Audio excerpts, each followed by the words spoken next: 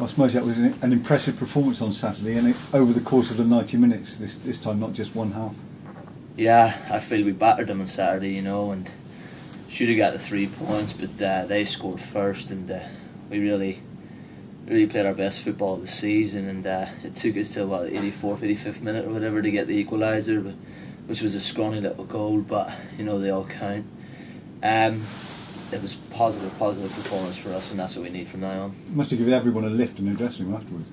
Yeah, afterwards, I said it felt like a win, really, which is true. A lot of the boys felt like that, but at the end of the day, it was only 1 point. But away from home against the top 5 side is a decent result. And it was achieved with a very young side. I mean, the back four. I think you're probably the oldest one in the back four coming in. Yeah, I just turned 25, and I was the oldest one in the back four there on Saturday, but when Brownie went off, Pat came on, and Pat was fantastic for us. Tom moved to left back, and both them boys were absolutely fantastic for us. Pat's made a couple of fantastic tackles in the second half, and we really played well. There were a lot of chances created. It was amazing that the goal came the way it did. It was a fortunate deflection. Maybe your luck's turning a little bit. Yeah, that's what I was saying this morning. That's the bit of luck we needed on Saturday there. I think Tom said that it was a penalty as well. They had a great strike for a penalty, which they didn't get, so that's a bit of luck we haven't been getting in the last few weeks, so it's nice to see. You were unlucky yourself not to get on the score just before half time. You just couldn't get on the end of that one, could you?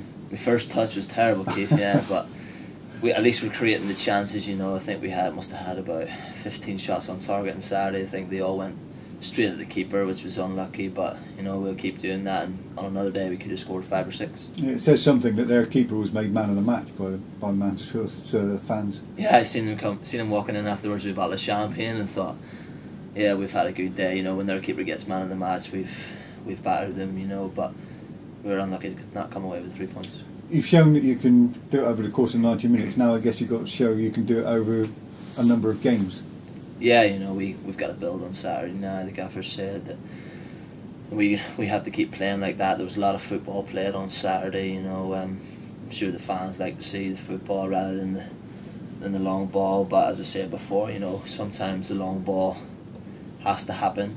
As Mansfield are a long ball team, and they're 5th or 4th or whatever, and different teams have different styles, but at the minute, we're a good football side.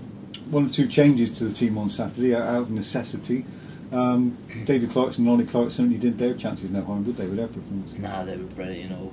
Clarky's been out of the team a few weeks. He's been frustrated, but he's worked hard in training. And he was ready for Saturday, and it showed. I thought he was our best player on Saturday, and Ollie's been unlucky with injuries, and he's come back in.